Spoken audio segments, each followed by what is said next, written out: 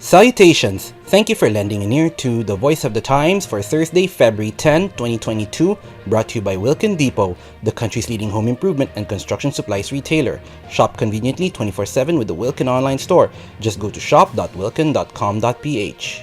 For today's editorial, G20 meetings offer opportunities for the Philippines. The annual round of meetings of the Group of 20 or G20 nations kicks off this coming week in Jakarta, Indonesia.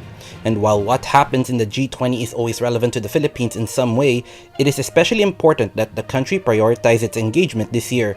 The G20 meetings for 2022 are being hosted by the group's newest member, Indonesia, and will begin in earnest with the first meeting of the G20 finance ministers and central bank governors on February 17 to 18. There are numerous working group and sectoral meetings occurring from now until mid-November, when the main G20 summit of heads of state will take place in Bali. Although all manner of subjects will be discussed over the next months, this year's G20 has three priority issues, namely public health architecture, digital transformation, and energy transition. It is the custom of the G20 to let the host nation take the lead in setting the agenda, which is the first indirect advantage the Philippines has with respect to this year's summit. These priorities, which, to be fair, are not at all controversial given the state of the world at present, are considered critical by Indonesian President Joko Widodo, not just for his own country, but for the entire ASEAN region.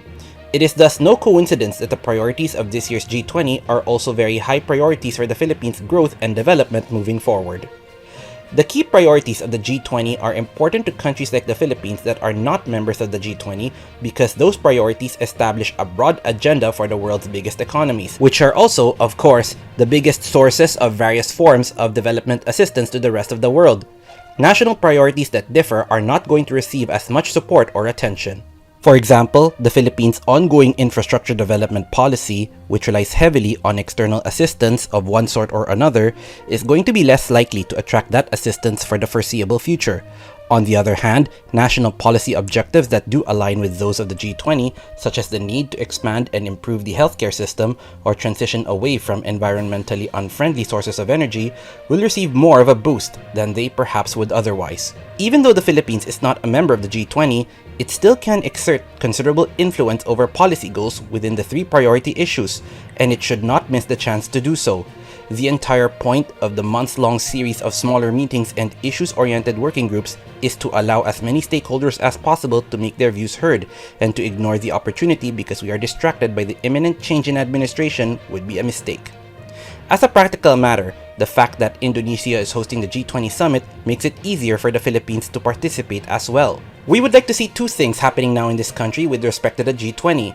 First, the current administration, whose participation will be cut short by the handover to a new administration by the end of June, should engage with the G20 with an eye to the future in a non-partisan way, advocating policy and development goals that the incoming administration can build on no matter who leads it. Second, we would like to hear policy ideas and plans from all the aspirants for the presidency that demonstrate awareness of the G20's priorities and how those can benefit the Philippines.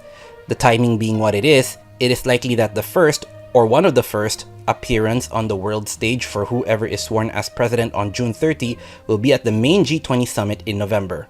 Those who are candidates now, and who may find themselves in the position of a VIP guest in Bali in November, should remember there is no second chance to make a first impression and develop their platforms and potential future plans accordingly.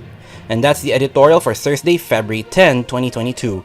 For more news and information, get a copy of the Manila Times on print, subscribe to its digital edition, or log on to www.manilatimes.net. Follow us on Twitter, Facebook, or Instagram, and listen to the Voice of the Times.